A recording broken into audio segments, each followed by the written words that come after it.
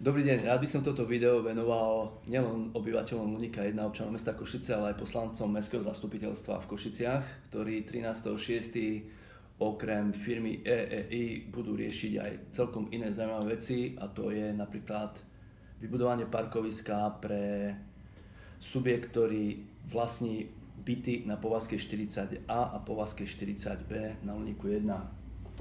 Poslanci to majú v bode programu rokovania ako bod číslo 34, prenájom pozemkov v katastrálnom území Terasa za účelom vybudovania parkovacích miest a chodníkov k obytnému domu Galeria City 2 na Povazkej ulici pred domov Terasa SRO z dôvodov hodných osobitného zreteľa. O čo sa jedná?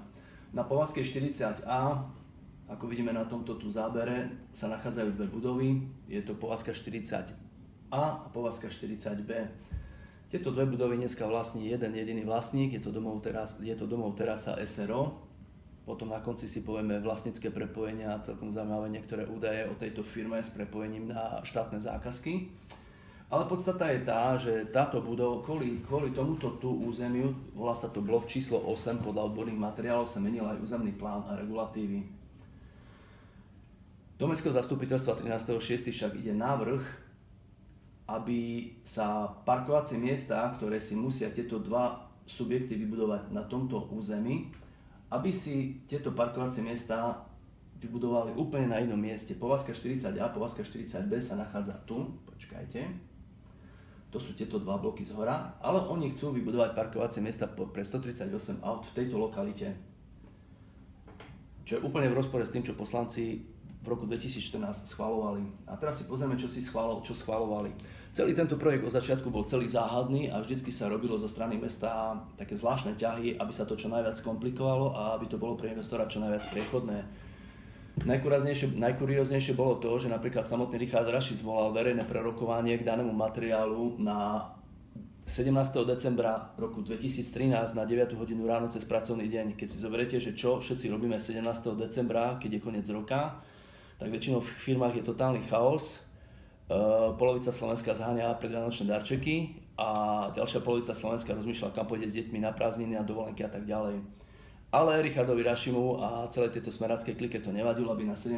decembra zvolali verejné prerokovanie s občanmi, ktoré asi vyzerá takto nejak, kde prídu občania a odborníci im premietajú na platná návrhy, ktoré navrhujú urobiť danej zmene. Keď si to občania vypočujú, tak na základe tohto môžu dať pripomienky písomným spôsobom a tieto pripomienky sa potom neskôr vyhodnocujú. Tu je vyhodnotenie pripomienok z verejného prerokovania a je to materiál, ktorý hovorí o tom, kto dal pripomienky, čo pripomienkoval, a tu je stanovisko daného subjektu. A teraz si pozrieme vyhodnotenie týchto pripomienok, ktoré sa neskôr odzrkadlili aj v záväzných materiáloch, ktoré schválili poslanci Mestského zastupiteľstva, kde sa niekoľkokrát píše, napríklad správa Mestskej zelene píše, že žiada, aby sa predmetné parkovacie plochy boli riešené pod zemou a nie na úkor verejnej zelene.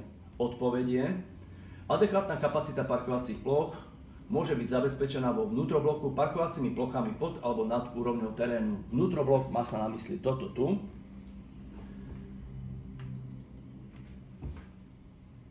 Vnútroblok sa má na mysli táto vnútrobloková časť medzi Povazkou 40A a Povazkou 40B. Na ďalšej stránke, keď si pozrieme, opäť sa píše, navrhovaná zmena funkčného využitia bloku číslo 8 nemá dopad na okolitú zástavbu územia. Riešilo sa tam, že tieto dva bloky, ak si tam postavia len parkovisko, nebude to stačiť pre nich. Tu sa píše, že ich aktivity nebudú mať žiadny dopad na okolité územie. Dneska sa bavíme o výstavbe parkoviska 138 parkovacích miest, ktoré majú významný dopad na okolité územie.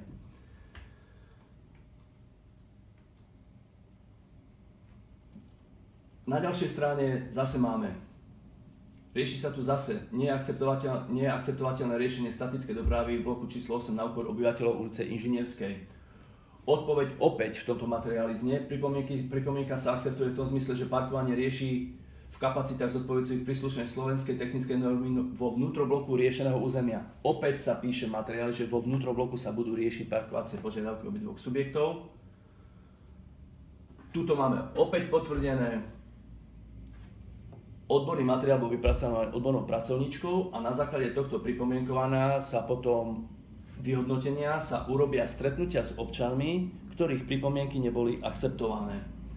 Tu máme video z tohto rokovania, kde sedia odborníci, ktorí spracovali daný materiál, pracovníci útvaru hlavného architekta mesta Košice a kde sa hovorí o povazke 40. A teraz si pustíme 4. a 6. minútu, aby ste si vypočuli, že aj z úst odborných pracovníkov na tomto oficiálnom rokovaní k neakceptovateľným pripomienkam občanov a inštitúcií bolo povedané nasledovné. Keď si pustíme si 4. minútu. To je problematika Považskej ulice, tak tam samozrejme po konzultáciách spracovateľov aj jednej dokumentácie, ktoré sa dohodli, že tieto pripomienky teda budú zaakceptované a tá problematika týkajúca sa statickej dopravy musí byť riešená len v rámci tej navrhovanej polyfunkčnej plochy. Opakujem, musí byť riešená len v rámci danej navrhovanej plochy. A pozrieme si teraz 6. minútu, vyjadrenie pracovníka magistrátu mesta Košice, útvaru hlavného architekta, ktorý sa takisto vyjadruje k povazkej 40 k tomuto blokovému územiu.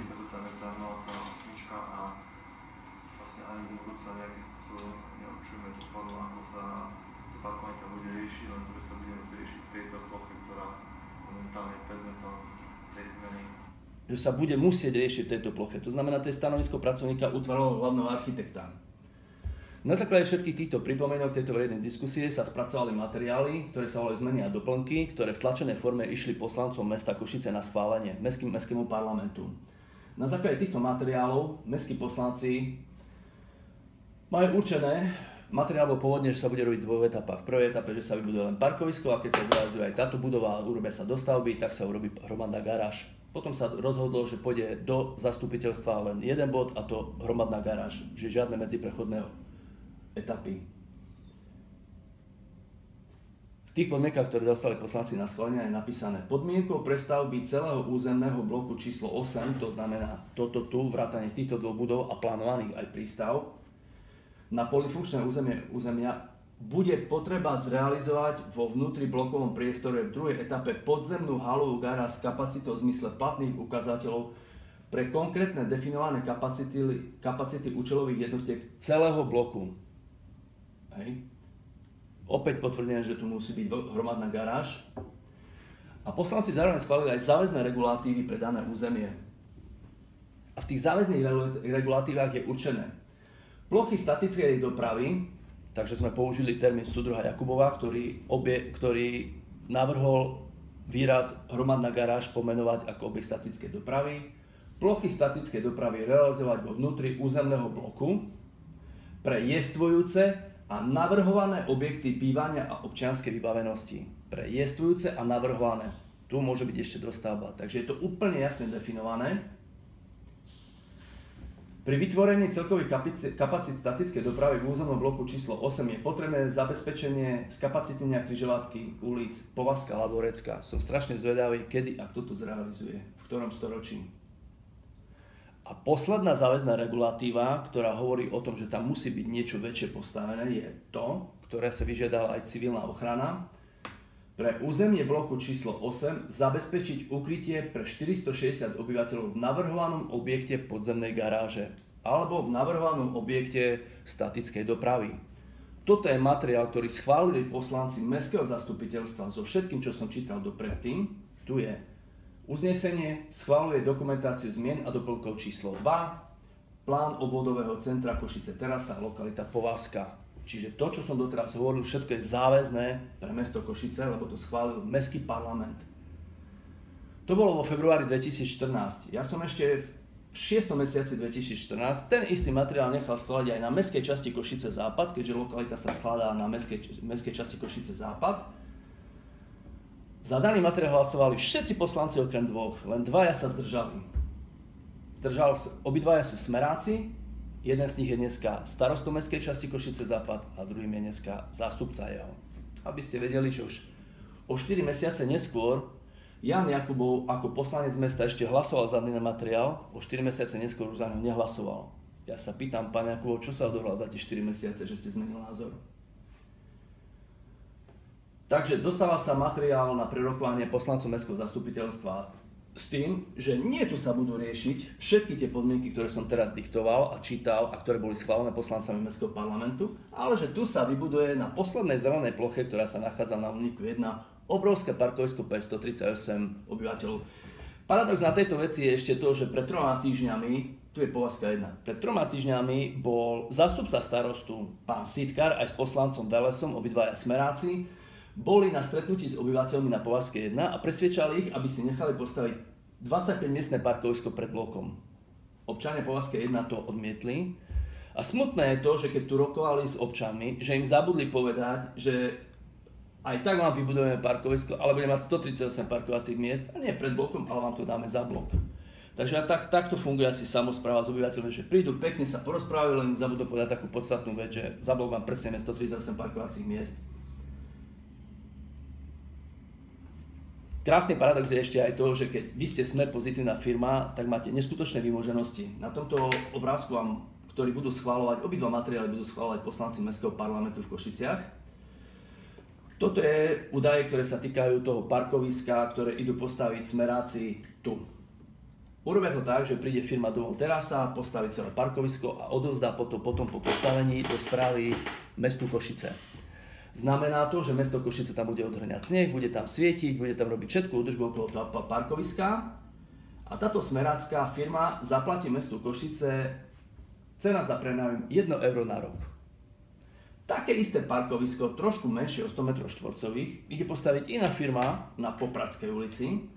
Tiež to isté, vybudovanie parkovacích miest z vlastných finančných prostriedkov, verejný charakter stavby odovzdá sa, ale tá, keďže nie je pravdepodobne Smer pozitívna, tá už bude platiť mestu 8680 eur ročne.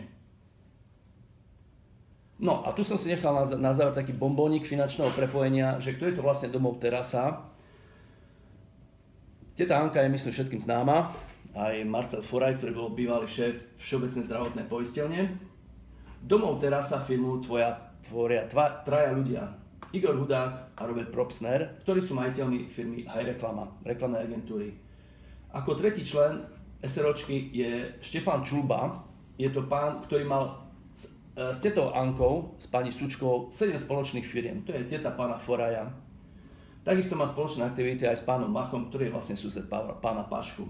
Zaujímavé na tomto grafe, ktorý urobil Transparent International, je na tomto obrázku ešte aj to, že firma High Reklama si robila biznis so Všeobecnou zdravotnou poisťovňou a urobili spolu biznis asi za 869 000 eur. Pán Foraj a pán Prosmer sú bývalí spolužiaci. Takže vlastne vy si urobíte zákazky cez Všeobecnú zdravotnú poisťovňu za 869 000 korún a potom si kúpite od fakultnej nemocnice prvú budovu za polovičnú cenu a potom si kúpite, tak ako to robili minulý rok, kúpili aj tú druhú budovu na Povazke 40B, taktiež za polovičnú cenu a pritom patrila ministerstvu zdravotníctva, dokonca ministerstvo zdravotníctva nedalo nikde žiadny inzerát, nikde to nepublikovalo, nič proste a budova bola kúpená. Takže to je posledná vec a preto by som ja chcel poprosiť poslancov Mestského parlamentu, že ak si naozaj stoja za tým, čo schvaľovali v roku 2014 a že záväzné regulatívy a všetky zmeny a doplnky, ktoré poschvaľovali, sú záväzné pre každého. To znamená aj pre mesto Košice, aj pre stavebný úrad, ktorý je mesto Košice. Bol by som strašne rád, keby tento bod číslo 34 ste odignorovali a vôbec ho neriešili a žiadali od vlastníkov Domov Terasa, aby si láskavo tie parkovacie plochy, tieto tu parkovacie plochy vybudovali tu, v tej hromadnej garáži, ktorú volá pán súdruh Jakubov, objekt statickej dopravy. Všetky materiály, ktoré som vám teraz nadiktoval, o tom hovoria. Takže bol by som rád, keby ste ten bod 34 odblokovali, nezastávali ľuďom posledné zelené územie, ktoré majú na Luníku 1 a stali si za svojimi hlasovaniami z roku 2014. Ďakujem.